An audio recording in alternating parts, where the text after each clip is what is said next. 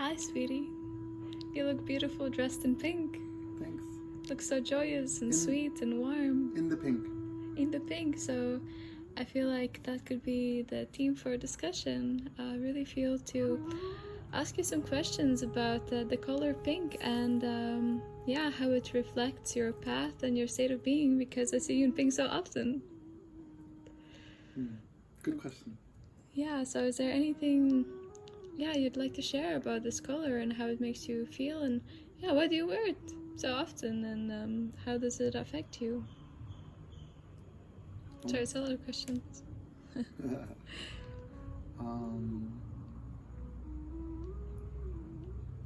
Well, I was interested in red because that's in the Indian traditions. That's the Divine Mother color, and it has to do with menstrual blood. It has to do with passion, and so red is associated with Kali and other forms of Divine Mother, Durga as well, more of the tantric forms. And pink. Well, pink is an interesting color. So I was not so drawn to pink. I was more into reds. Love red. Even as a child, red was my favorite color. And then as I traveled along this path, I started to get interested in pink. And to wear pink, it's something. It's you can't be in a bad mood and wear pink. It's the color of joy and warmth and optimism, playfulness, femininity, just joyous. So if you're in a crappy mood, pink's probably not the color to be wearing. It's not for me anyway. So I feel like as I started to get attracted to pink, it was reflecting my inner transformation. That not only was I interested in pink, but I could wear pink, and it was accurately, for me anyway, expressing my inner state: joyous optimism and love, and radiating joy. Wow. And I still can't wear it every day. Some days I'm just not feeling that pink. But I would say that the red rainbow is my favorite color now. So there are lots of different wonderful colors along the continuum, like rose, light pink, dark pink, hot pink. Kind of hot pink that I'm wearing today. And it's also very interesting how people react to pink. So, it's very bright.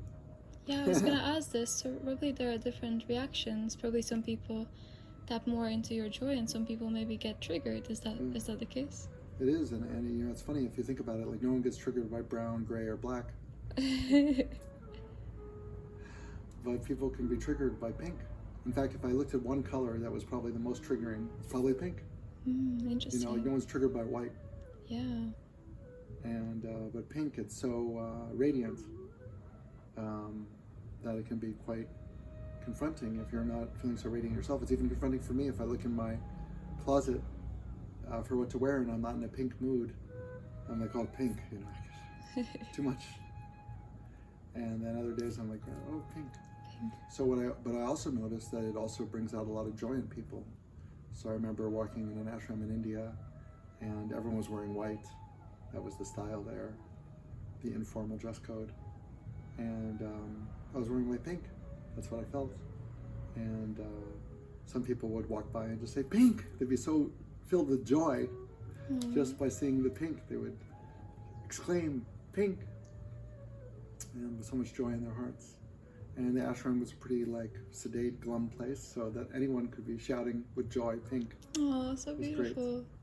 So it's I'd say and another aspect of that is that, if you feel it's aligning to the way your inner state at the moment, and then someone reacts in the same way your inner state is, and it's reflected back at you, how joyous is that? So they're feeling joy, you're expressing your inner joy, they reflect back to you the joy they're feeling, and they feel joy. Oh, that's so beautiful. Yeah. Oh. And also pink, you have to think about it. Pink is the color of health also. Health. Yeah. You know, there's an expression in America, maybe it's British as well, in the pink. And that means feeling better, Oh, or like interesting. in good health. Like I'm back in the pink, like if you were ill for a while.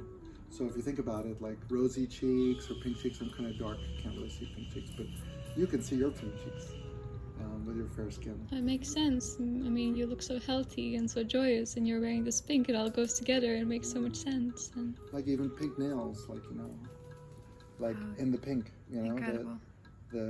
that's another sign of, like, if you Ayurveda and Chinese medicine, like the shape, the color, the texture, but also the underlying color of the nails, and they should be pink. And same way the cheeks have a little Yeah. pink in them, and you see that with fair-skinned people.